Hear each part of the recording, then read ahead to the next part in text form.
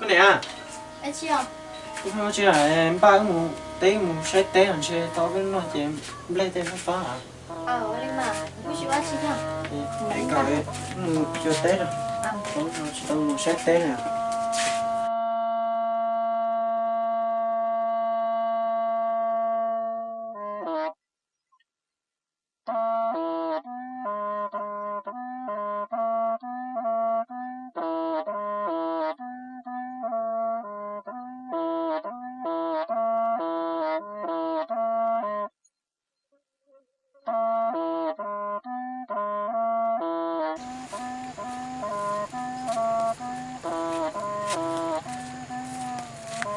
Con này à? Anh chị à? Cái mù xong đây lỏng đây là cô chỉ tao phá thôi kìa. Con để nó chỉ tao mù sai trái thì mù xong trái của sẽ cũng có thể tao bù thế sẽ trái thế sẽ còn phá. Lên mà, chị một xe. Thế nó là phá luôn đi vô. Bữa tới thôi sao? Cái chiều, giờ tết khẽ nói bác thổ, tết khẽ nó sao?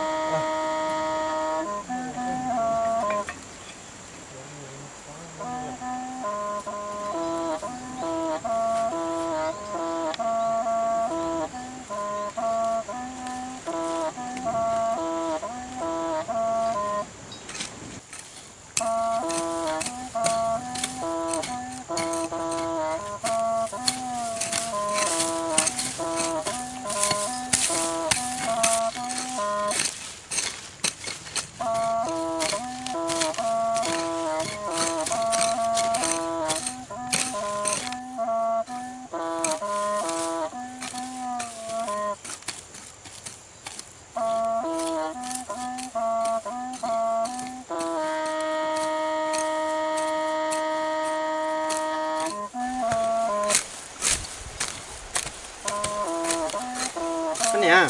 Anh chị à? Ê, ưu tiên thua tới khi giờ ta chỗ mẹ ai nói hết chứ? Cứ ta số thế, cứ là chuyện gì số tôi, cứ một chế, ở bênนู้mà đã có tên thua rồi, Lên mà cái gì? chơi xếp la.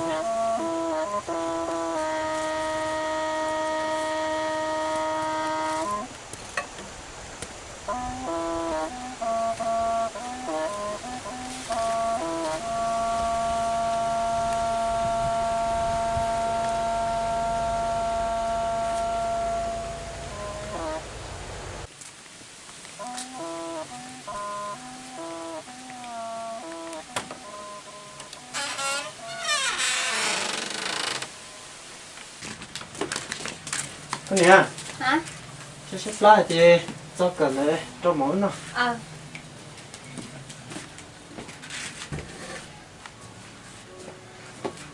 Mới chụp con sẵn này cho mình giờ này cho mỗi nó.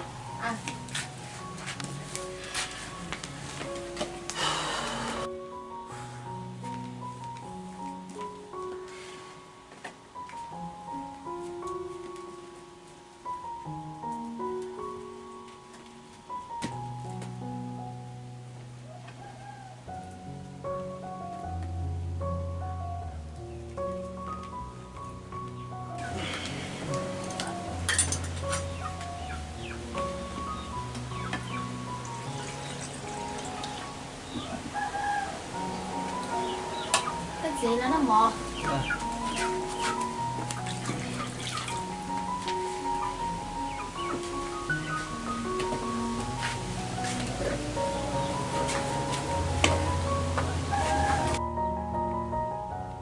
Nó cái gì? Chỉ phải chín rồi là nó. Con này à?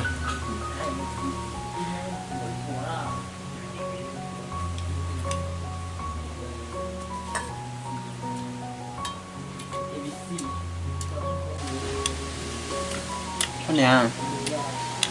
Các bạn đâu cũng nói cũng nên thật sợ nhẹ nên nó mòn cho cái gió nó sẽ có một chút xíu. Cũng chỉ tôi xé liao cái gì? Giờ thì chỉ tôi chọn nhà nó là chủ yếu để có được của sao?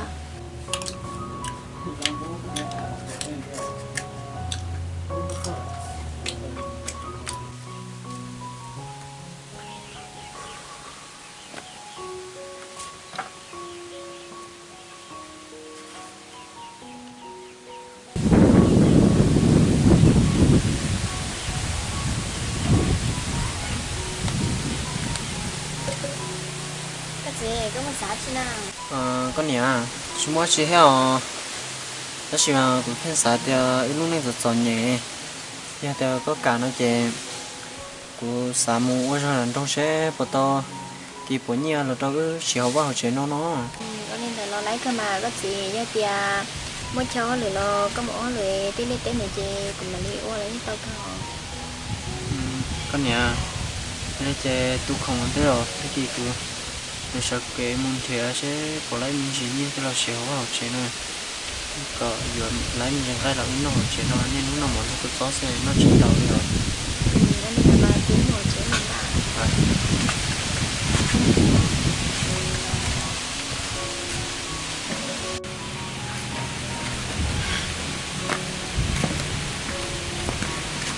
con nhà con nhỏ này của mười con nhỏ này xuyên tiền mua xuyên tiền thì cái đó rồi Nên là mà có gì cho một chè uống sáng họ. mua thì mua xí lâu con sáng này xuyên tiền thì cũng rất là phải lòng cả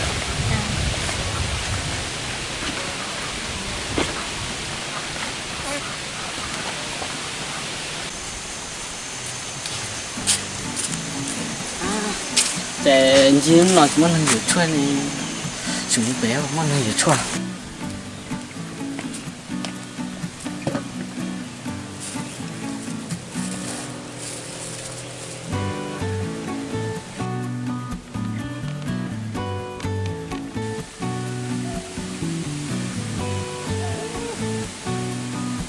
được không? Cái chỉ số Để chuyển sau cái to đó. tôi à? Gió tôi nổ. Cái gì tôi muốn nói xin à? Quê tôi mua xếp một món là tôi mua nhung tên là ha. Đó. Để bây giờ nó Số bộ môn này mua lại thế tôi chỉ nó nói xuống mà nó tự mua lại thế sao? Bộ môn cũng mua e không biết rồi nè. tôi mua để con chúng con luôn ha. Bây giờ chờ. Tôi biết chưa theo một số này nào. Và tôi mua từ lúc à? Từ lúc chỉ tao mua chỉ mà cũng một gì nào. Ồ, có một gì lọ? Để cái tôi xé, nó chỉ này. Của tôi chỉ nước bé hoa lửa nắn trong họ. Lọ. Chụp cái lên nhau không? Chụp mấy lần sao? Ô, tôi mua. Đấy này cá nhân nó à? Ô, con số đi có được không? Tôi mua cá ha, chưa chờ tôi mua. Cái này á? Ô, tôi mua. Ê, hôm nay chị cũng muốn lấy cái nhỏ nè. Chị chỉ mua là mua của tôi gì á là như vậy, của tôi chỉ mua là cái chụp mấy sao? Lọ thì là sống cân này ta. Ý nó nói cái gì có cái khả năng của hậu dọn. Tao cơ mà cho nên để cái như là tao của.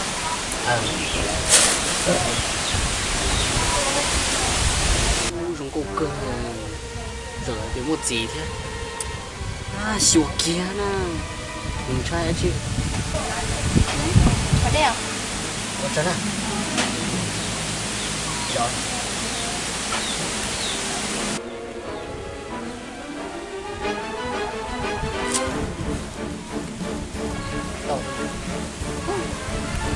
Không cho của mặt các của sợ. Cho của này, cho của này.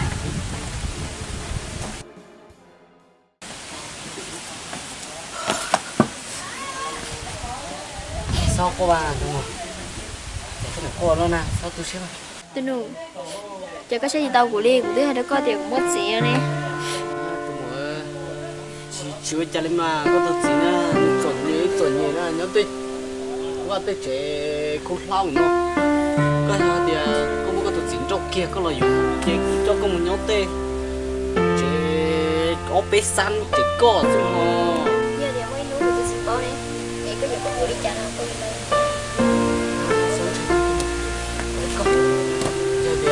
Có thể cũ á, shop kia có được gì nghĩ chỉ bao đi mà.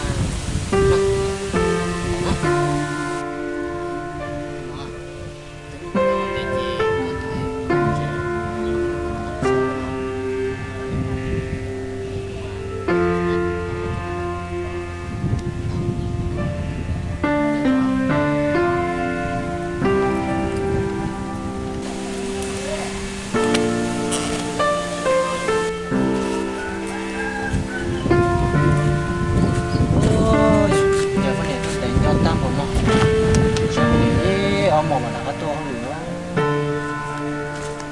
nè nè chỉ có cái lọ lo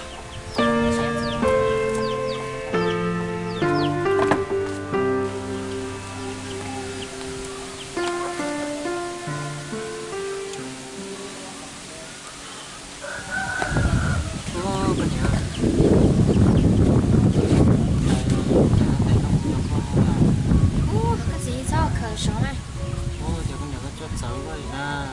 giờ đi chân nào cái chỗ sống đó rồi nè có bao giờ cũng chả có mình thế nào cũng cho con à sự sống này nhìn nó nhiều mà cho là sự sống này chả có cho xấu luôn luôn giờ đi chân này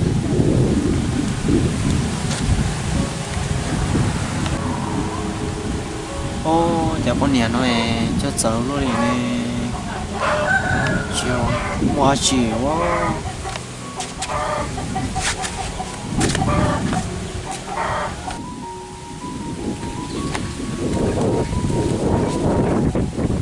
con nè cô hay cho lời cháu của nó lo cho cô lo chế đi eo mỏ tên của tập âm hồ lì nó chơi cháu nó là của tập âm hồ lì cái nhất chế là sẽ chế theo mình có lia tập tế là họ ôn sai cái tấm mình thể giúp đấy này ở đi mà chơi mà đi một cái nào nhất chế ôn sai này cái gì cũng không được trong á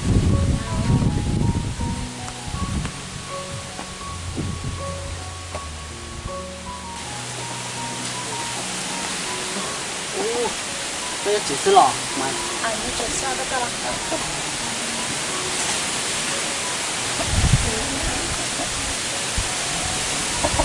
很久cái này là có chị nè你姐今天在干什么có gì à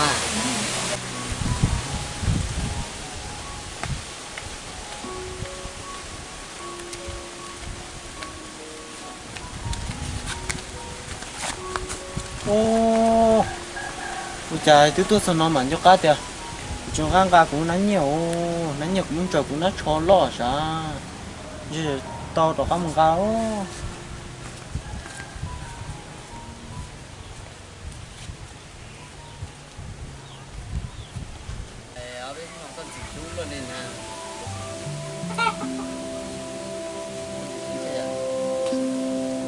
con nè con qua chị con nè tôi ở con này tôi à thì tôi đó chỉ là tôi nói do của tôi đã lâu sao đã lâu chả xí khẩu xí nhiều xí buồn trở đi con à chứ mà con này từ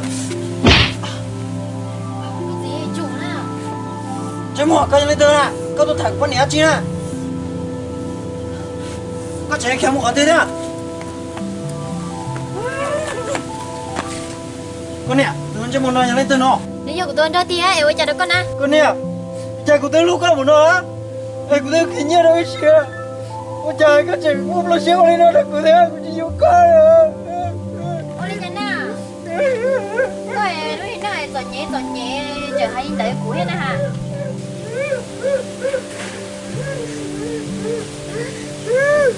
con nè con chỉ vô con cho con nhà con chờ đâu mùa cái gì cái gì của đi tiền đi lo cô vô con là cô chỉ sợ chứ là tiền thôi cái gì thằng con của bà chú rất gì à cái thứ con chờ đâu mùa cái gì của thằng con của bà chú rất gì